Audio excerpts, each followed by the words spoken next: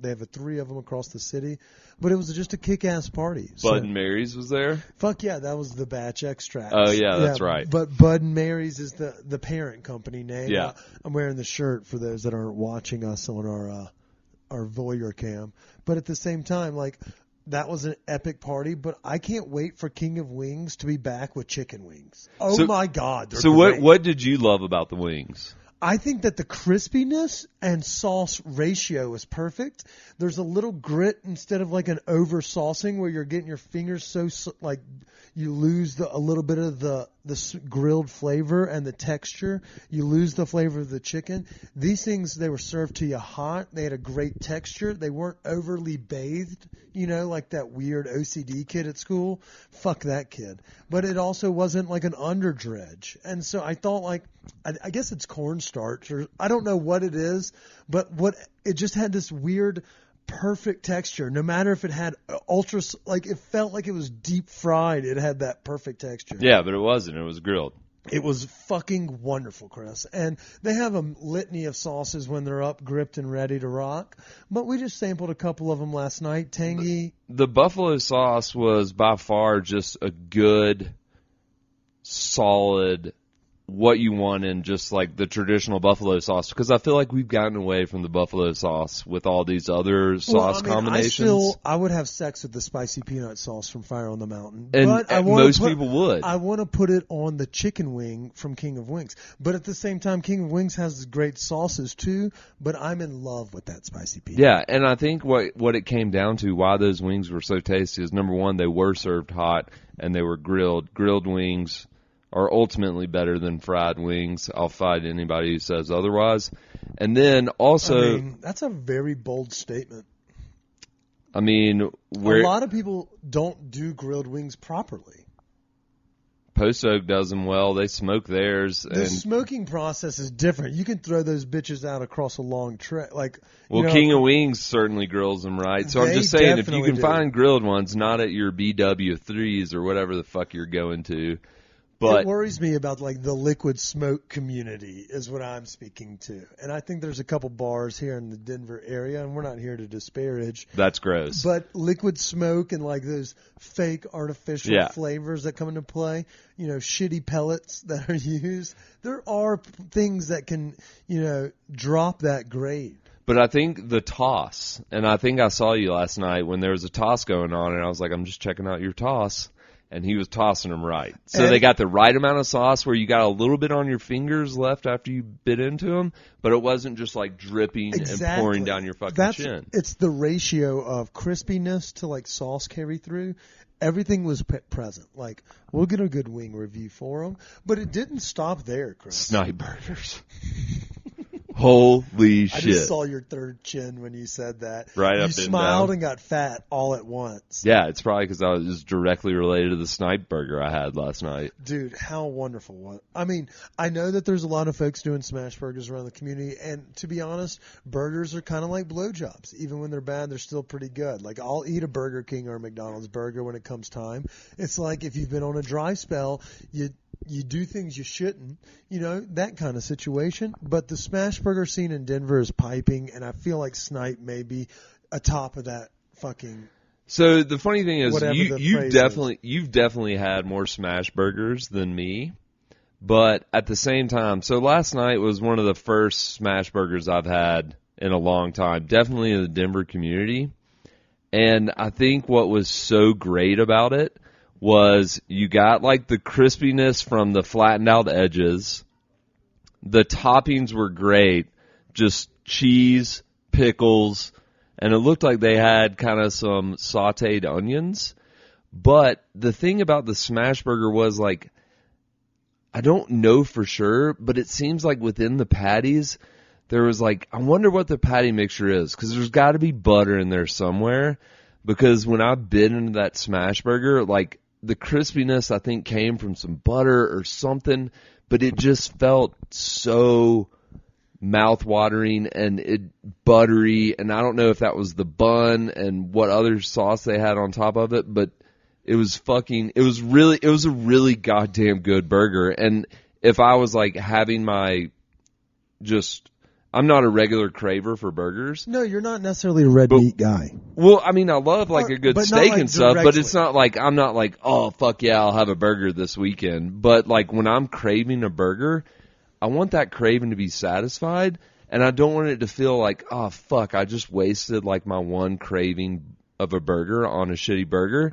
And so what I'm trying to say, long story short, if I'm craving a burger, I will look to Snipe Burger next time. I think that's a great way to describe it. It's similar to going out of your way to shop at a specific dispensary because they have a product that you like, or the reason you go to Joy Wine and Spirits, the reason I go to Mr. B's, or when I go to Spirits, Wines, Provisions. It's because you're going for something that you're going specific. Like I will drive extra couple minutes, or because they have what I want, or they will scratch that itch. They will check that box. And they're consistently performing at a top level. They have it's just epic selection. And I think the skirt, that crispy edge of the meat, shout out to Evan for that, because he just,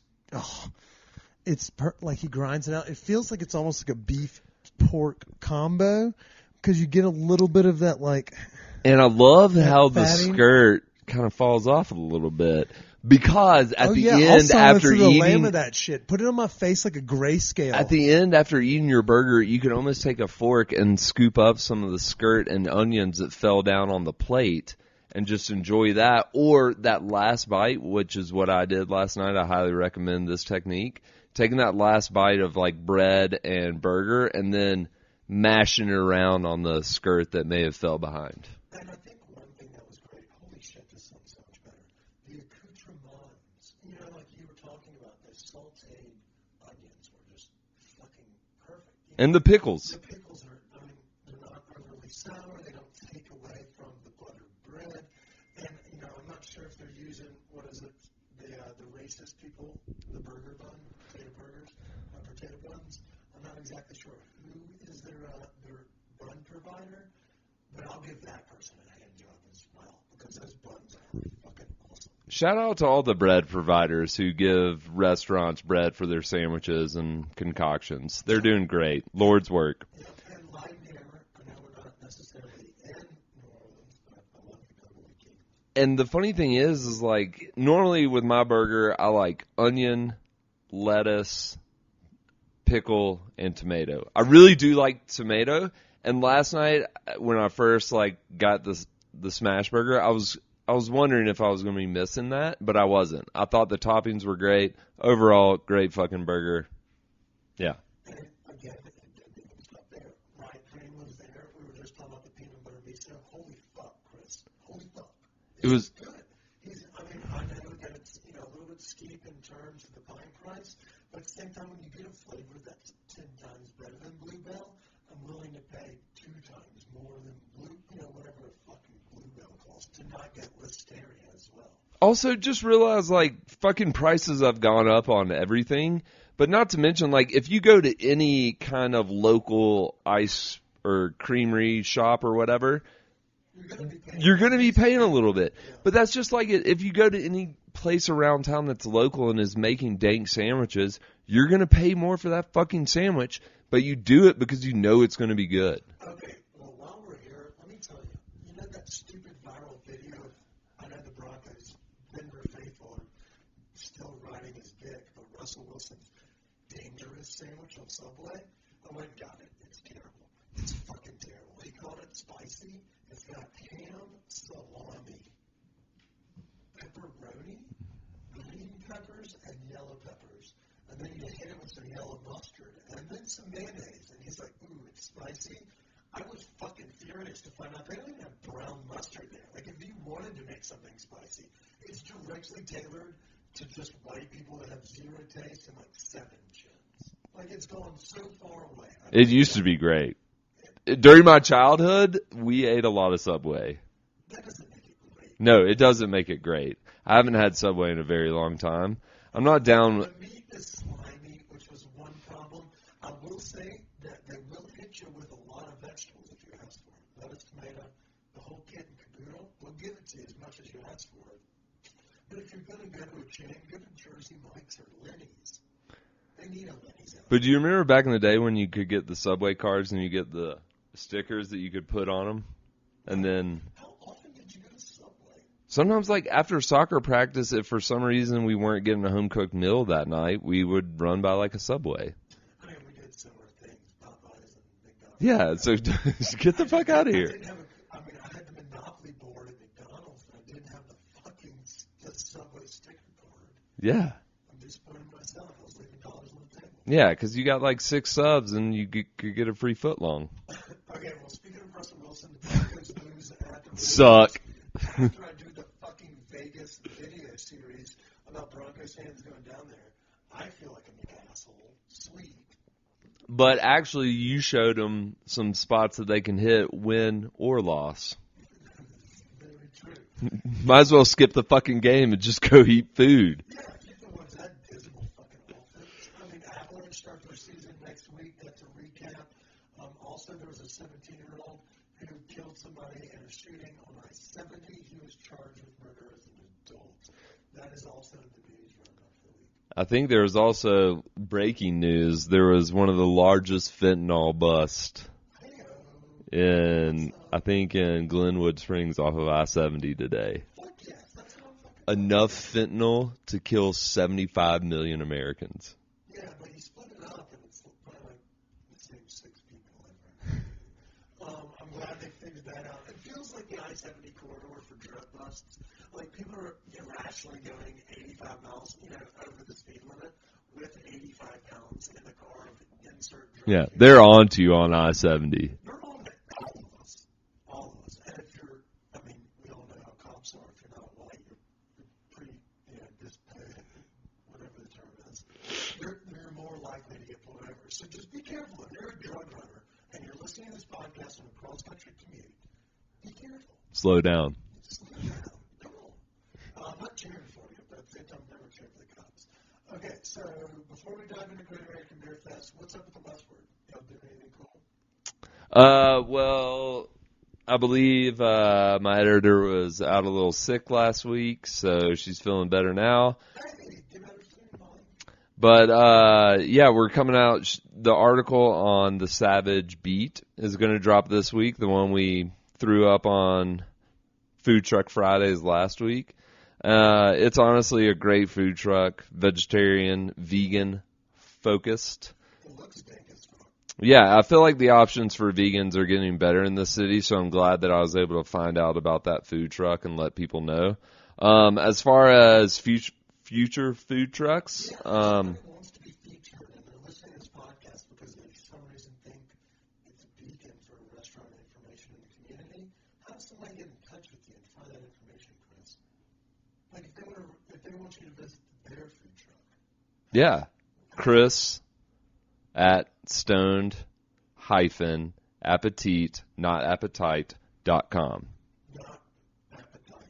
Holy shit. Can't hammer that point out enough. Not enough. But yeah, shoot me an email. Like, if you've been covered in Westward before, it's probably not going to happen because we can't just like repeat stories. But if you're new, if you're offering exciting things, I want to hear about it. If you're friends with somebody who's listening to this podcast and you know somebody that has a food truck that's new or whatever, tell them to shoot us a message. I would love to hear about it. Because it's kind of hard to find some of these on your own. So the more knowledge is power. So share your insights on a food truck. I fucking love it, Chris. All right, so we got some cool shit coming down the pipe, but let's dive into the nitty-gritty, which everybody's talking about right now, Chris. And that's the Great American Beer Fest. It brings in roughly 50,000 fucking people. And while I know it is going to be a little bit smaller in size this year, that doesn't mean that the parties in the community are going to be any different because they're still using the old convention center and we still have about 95 bars ready to throw down. So with Tap 14 out of commission these days, which used to be kind of like the beacon or headquarters, what's on the docket? What do we see that's fancy? What do you like? I mean, the funny thing is events are happening as we record this podcast. But one event I found out about recently was, all right, first of all, the things you need to realize, the things you need to know for this week are Hops and Pie, Finn's Manor, and the Banshee House. Those are where a lot of events are going on. Wait, say those